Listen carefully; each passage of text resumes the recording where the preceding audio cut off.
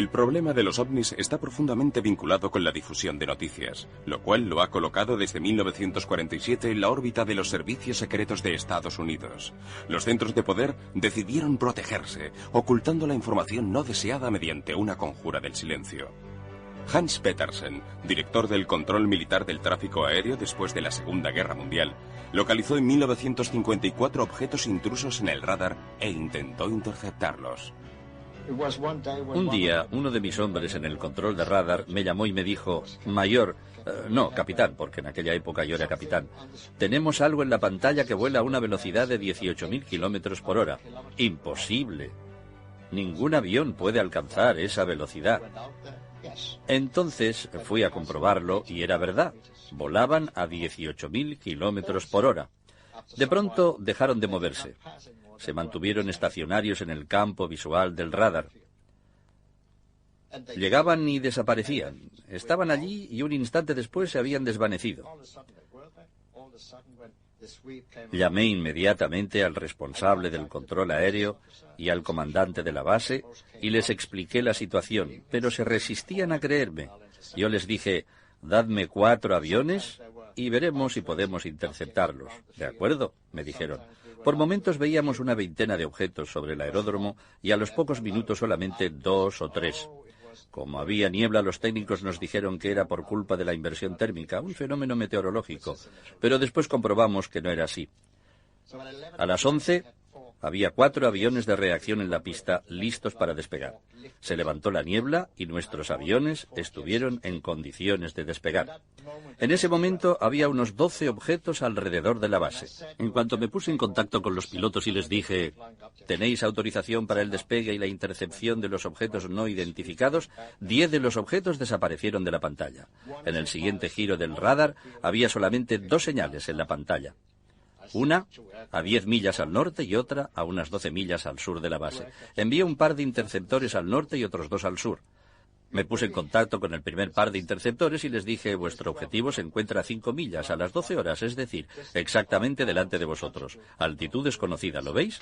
No había terminado de decirlo cuando el objeto desapareció. Dirigiéndome entonces al otro par de interceptores dije: distancia 5 millas, 12 horas, altitud desconocida. También este objeto desapareció. Era evidente que nos estaban escuchando.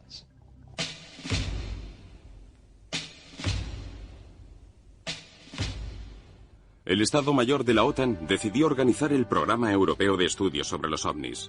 El informe final, titulado The Assessment, la evaluación, estuvo listo en 1964. Robert Dean estaba asignado al SHAPE, el mando supremo de las fuerzas aliadas en Europa.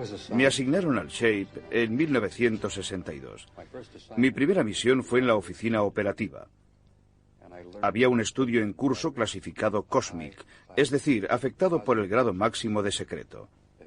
Se había iniciado en 1961 para comprobar si realmente había una amenaza para las fuerzas militares aliadas en Europa. ¿Por qué se consideraba necesario un estudio de esas características? Había sido encargado porque a principios de los años 60 y ya desde finales de los años 50 se habían producido incidentes a gran altura causados por formaciones de grandes objetos metálicos de forma circular que se movían a enormes velocidades sobre Europa Central. En aquella época pensábamos que pertenecían a los soviéticos, pero ellos creían que eran nuestros. Ya habíamos estado varias veces al borde del conflicto a causa de estos objetos voladores. ¿Qué significaba el nivel de secreto COSMIC? El nivel de secreto Cosmic Top Secret es el más alto de los que utiliza el mando SHAPE de la OTAN. Creo que todavía se utiliza e indica un nivel de secreto aún más alto que Top Secret.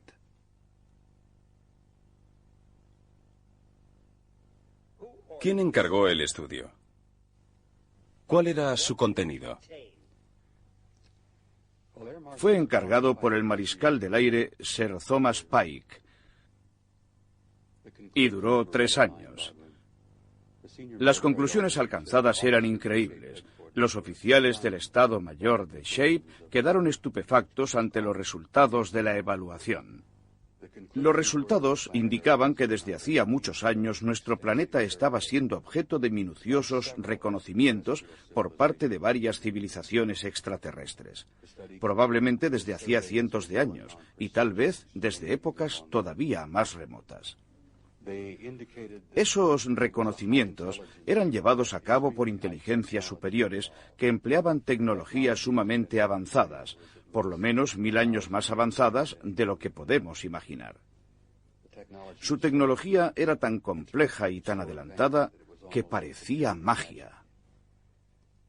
La conclusión del estudio fue que estos alienígenas no parecían tener intenciones hostiles, porque en caso contrario no hubiésemos podido hacer nada. Había un voluminoso expediente relacionado con un accidente sufrido por un ovni en el norte de Alemania, cerca del mar Báltico. Había caído muy cerca de la línea de demarcación entre el sector soviético y el británico. El platillo volante tenía un diámetro de 30 metros y unos 5 metros de espesor. En las operaciones de recuperación participó un batallón de ingeniería del ejército británico, y los técnicos, de alguna forma, consiguieron averiguar cómo se subía. Entraron en la nave y la dividieron en varias secciones que transportaron en camiones especiales. Por lo que se entregaron los restos a los americanos.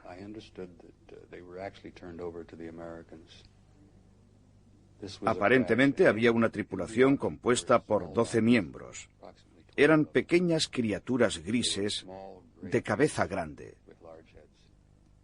Cuando terminaron las investigaciones en 1964, hicieron 15 copias del informe al que asignaron el nivel máximo de secreto, el Cosmic Top Secret, con clasificación de reserva Eyes Only, solo para ser visto, y Need to Know, derecho a conocer. El secretario de la OTAN tenía una copia. Otra estaba en poder de Lyman Lendl, comandante supremo de las fuerzas aliadas. Las otras fueron entregadas a la mayoría de los altos oficiales representantes de los países de la OTAN. Todos los países aliados en Europa tenían una oficina, un departamento o un representante de alto nivel que se ocupaba del tema de los ovnis.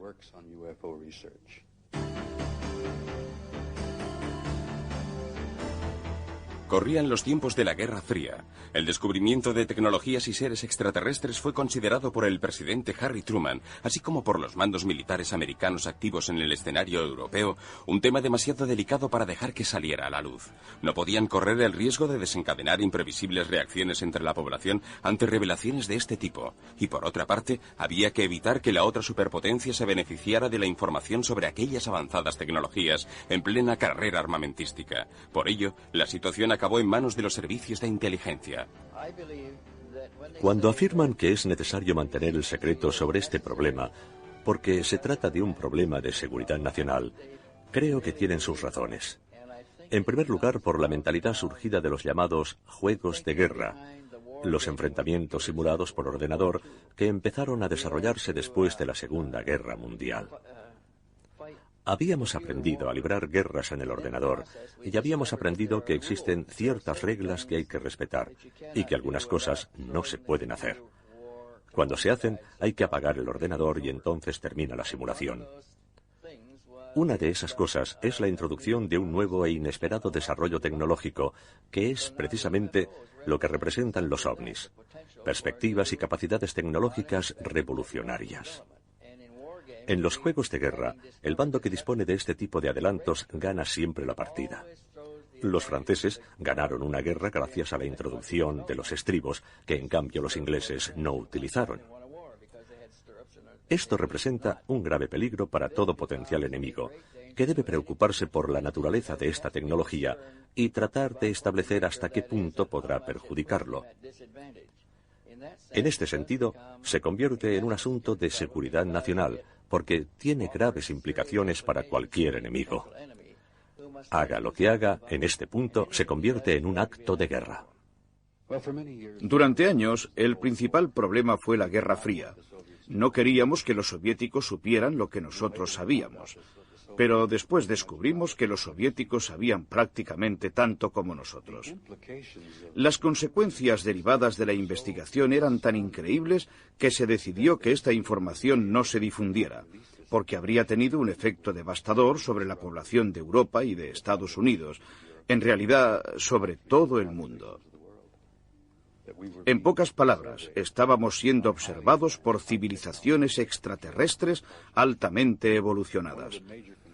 Una de las principales conclusiones fue que los miembros de una de estas civilizaciones tenían un aspecto idéntico al nuestro, y este punto preocupó muchísimo al cuartel general del Shape, porque quedaba claro que aquellos extraterrestres podían ponerse un uniforme o vestirse con americana y corbata, sentarse a nuestro lado en el restaurante o en el coche y pasear tranquilamente por la calle sin que nadie se diera cuenta.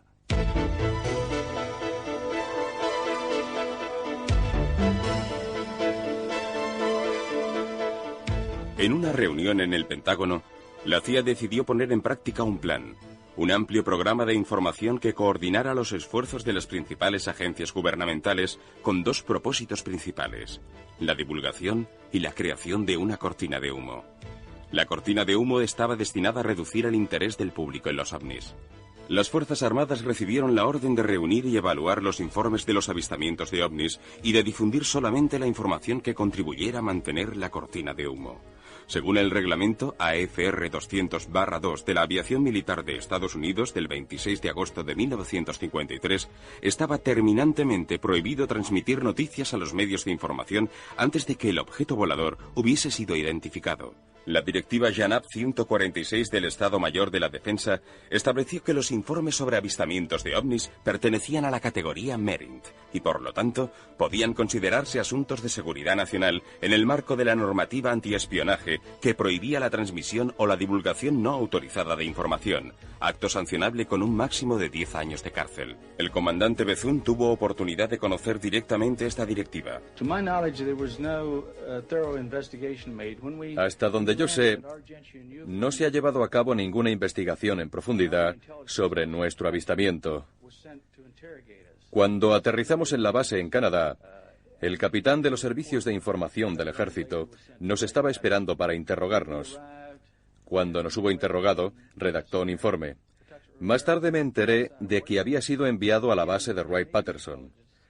A nosotros nos trasladaron a la base naval de Maryland, centro experimental militar cerca de Washington, donde los servicios de información de la Marina nos prohibieron salir del cuartel y nos pidieron que escribiéramos un informe que fue enviado al Ministerio a través de los canales oficiales y que más tarde fue transmitido por las instancias competentes de la Marina a las de la aviación.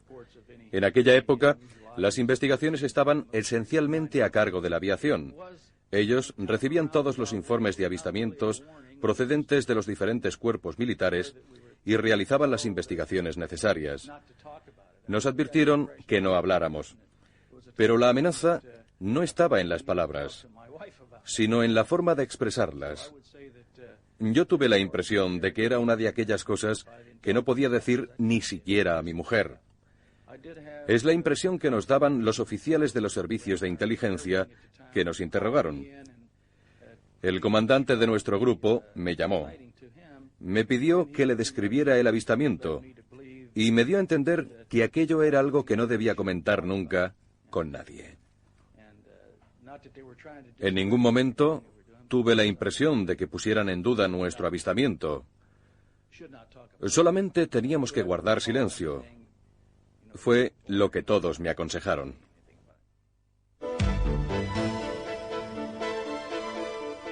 Esta película del archivo Blue Book fue filmada el 15 de abril de 1966 desde un helicóptero que volaba sobre la isla de Catalina junto a la costa de California. La vemos ahora en cámara lenta.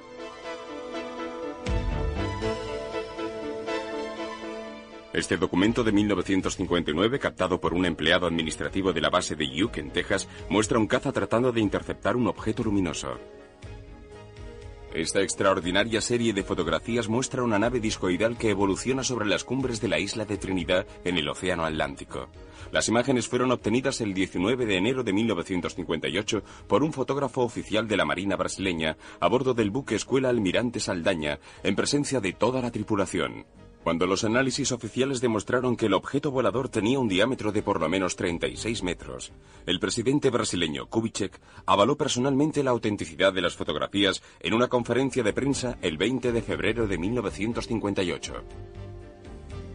Hubo que esperar en cambio hasta 1985 para que la NASA hiciera públicas algunas de las imágenes obtenidas por los astronautas en órbita terrestre y lunar, en las que pueden verse ovnis. Estas imágenes fueron captadas en 1966 por el astronauta James McDivitt, que se encontraba a bordo del Gemini 4 un día antes de que fotografiara este objeto volador de forma cilíndrica en órbita terrestre. La víspera del histórico alunizaje del 20 de julio de 1969, los astronautas a bordo del Apolo 11 captaron estos dos objetos luminosos que volaban en órbita lunar. En una película rodada desde el Apolo 12, un objeto luminoso pasó a enorme velocidad por encima de la superficie lunar. Tratemos de ampliarlo para observar mejor su comportamiento en vuelo. Un platillo volante de enormes dimensiones aparece en vuelo estacionario sobre la Luna. Aquí se ven en cambio dos ovnis posados sobre la superficie lunar.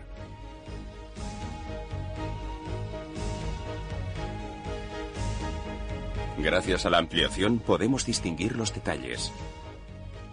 ¿Tienen los extraterrestres bases en la Luna? Esta película oficial de la British Airways fue rodada a principios de los años 70 durante uno de los vuelos de prueba del Concorde sobre el sur de Inglaterra. Se observa claramente un objeto globular de pequeñas dimensiones que gira alrededor del avión supersónico. Se detiene durante unos instantes delante de los motores y finalmente se marcha a una velocidad vertiginosa.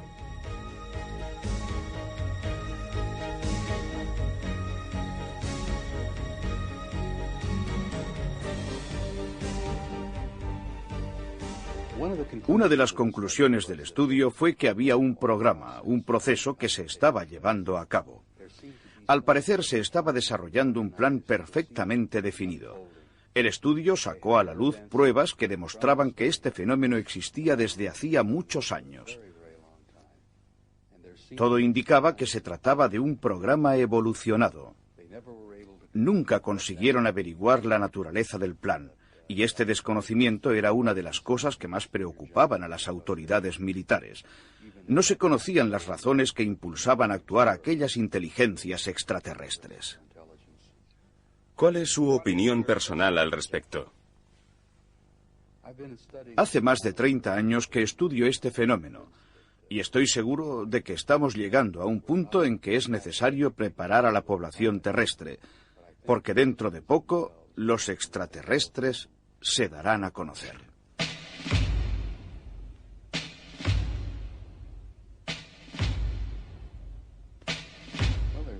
Existe el peligro de que cunda el pánico entre la gente y por lo tanto es necesario prepararla, ponerla en guardia sobre lo que está sucediendo. Esta es una de las razones por las que he decidido hablar públicamente.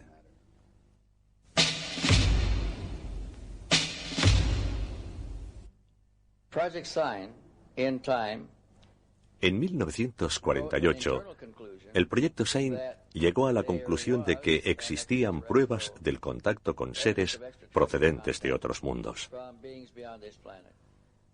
Estableció que sus astronaves empleaban una tecnología muy superior a la terrestre y que el fenómeno era verdadero. Pero esas no eran las conclusiones que las fuerzas aéreas esperaban, porque el proyecto SIGN estaba concebido como un proyecto público, destinado a explicar aquellos extraños fenómenos sin causar inquietud ni temor en la población. Pero puesto que había producido resultados contrarios a los esperados y teniendo en cuenta que las investigaciones se estaban volviendo cada vez más arriesgadas, el proyecto SIGN fue clausurado y todo el material fue archivado. La exactitud de las conclusiones alcanzadas por el proyecto SIGN ya había sido confirmada por extraordinarios descubrimientos. El 2 de julio de 1947, un objeto volador no identificado se estrelló contra el suelo cerca de la localidad de Roswell, en el estado de Nuevo México. El 7 de julio, un ganadero de la zona, William McBrazel, señaló la localización de los restos a las Fuerzas Armadas en la base cercana de Roswell, e inmediatamente se organizó el operativo secreto para la recuperación del ovni accidentado. Según la mayoría de los investigadores, además de los restos de la nave, se hallaron los cadáveres de sus ocupantes. El suceso fue tan inesperado que el responsable de información de la base difundió un comunicado de prensa antes de que el Pentágono decidiera que se trataba de un asunto de seguridad nacional. Así pues, todos los periódicos del país dedicaron la portada a la noticia, que al día siguiente fue oficialmente desmentida. Con el desmentido, el objeto volador no identificado se convirtió en un simple globo meteorológico que se había salido del trayecto preestablecido. Según las fuentes oficiales, el accidente de Roswell fue el primero.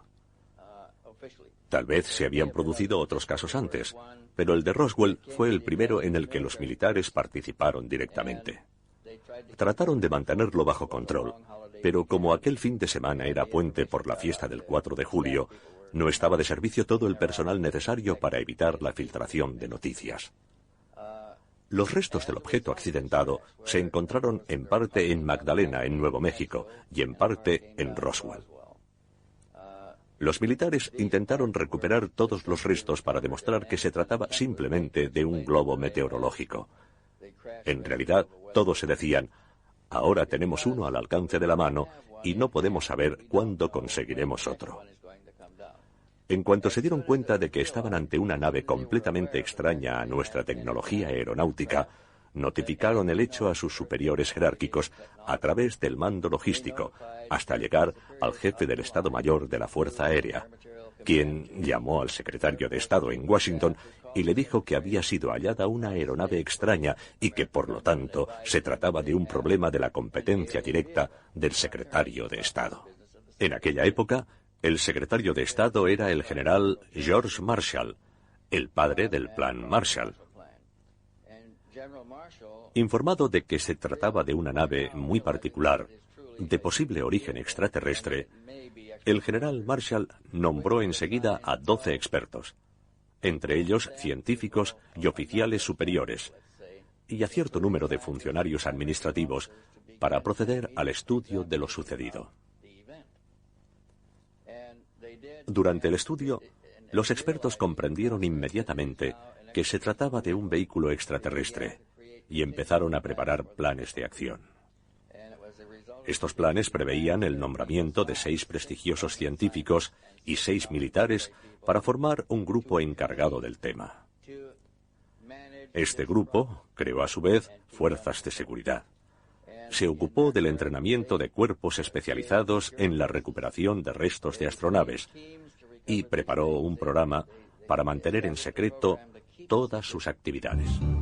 Estos documentos, que salieron a la luz en 1987, confirman las declaraciones del coronel Stevens. En un memorándum secreto con la reserva Eyes Only, solo para ser visto, presentado al ministro de Defensa, el entonces presidente de Estados Unidos, Harry Truman, autorizó personalmente el nombramiento de 12 expertos para formar el grupo Majestic 12. De esta situación fue informado posteriormente el presidente Eisenhower al comienzo de su mandato. Esta organización ya estaba en pleno funcionamiento cuando se produjo el segundo accidente. La segunda nave cayó el 23 de marzo de 1948, casi un año más tarde, cerca de Aztec, en el estado de Nuevo México. Esta vez el grupo, el personal entrenado y las fuerzas de seguridad estaban preparados. Disponían de una organización con planes operativos y tenían su sede cerca de Durango, en el estado de Colorado, la base del ejército más cercana a Roswell, justo del otro lado de la frontera con Nuevo México. En cuanto la noticia del accidente llegó a la base de Durango, se activó inmediatamente el operativo, enviando a la zona las primeras patrullas con el propósito de acordonar el área donde aparentemente se había estrellado el objeto.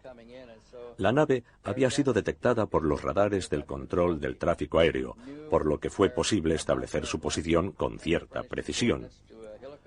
Las coordenadas geográficas fueron comunicadas a la tripulación de un helicóptero procedente de la base de Durango, que acudió al lugar, localizó la nave accidentada y siguió sobrevolando la zona constantemente.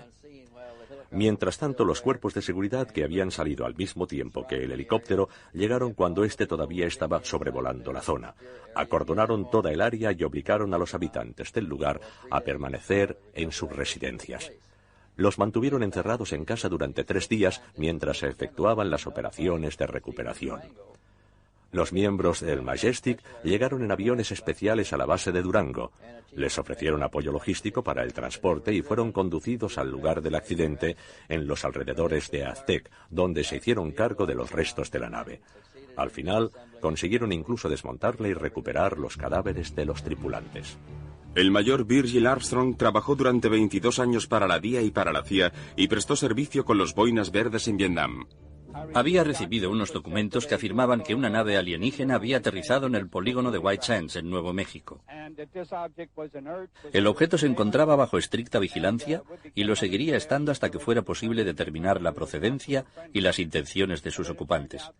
Se descubrió que no representaba una amenaza porque los miembros de la tripulación habían muerto. Cuando subimos a bordo encontramos 5 cadáveres. Eran más bien pequeños, de poco más de 1 metro de estatura. El más alto medía alrededor de 1,30 m. 2 de ellos parecían ser los oficiales al mando, porque tenían galones en las hombreras. Los transportamos a la base de Wright-Patterson, en Ohio, donde el examen médico y la autopsia confirmaron que los cadáveres eran del sexo masculino. Aquella fue la primera vez que conseguimos ver de cerca a las criaturas que se encontraban a bordo, porque en el otro accidente los cadáveres de la tripulación habían sido retirados inmediatamente por los cuerpos de seguridad, que no eran los mismos que actuaron en el segundo accidente. En el caso de Aztec, formaba parte del grupo de expertos el doctor Detlef Bronk, que era especialista en biomedicina y estudiaba en particular las eventuales formas de vida extraterrestres. Era una lumbrera de la ciencia médica, sobre todo en neuropatología traumatológica. Lógicamente, los cadáveres fueron puestos a su disposición. Los americanos estaban orgullosos de ser el país más poderoso de la Tierra, de haber ganado la Segunda Guerra Mundial con la bomba atómica, de haber superado la velocidad del sonido en octubre de 1946 y de poseer un arsenal de enorme potencial destructivo. Imagínense lo que pensaron cuando se encontraron en una situación de pánico, anticipada por Orson Welles en 1938. Imagínenlos cuando vieron los cuerpos exánimes de auténticos extraterrestres y el asombro que sintieron al comprobar que no comprendían el funcionamiento de su máquina voladora. No tenía nada semejante a un componente conocido. No había cilindros, ni émbolos, ni turbinas, ni neumáticos. El gobierno americano, en el verano de 1947, se sentía literalmente indefenso. Por lo tanto, era lógico que decidiera poner en práctica un ocultamiento total y definitivo, incluso con el uso de la fuerza.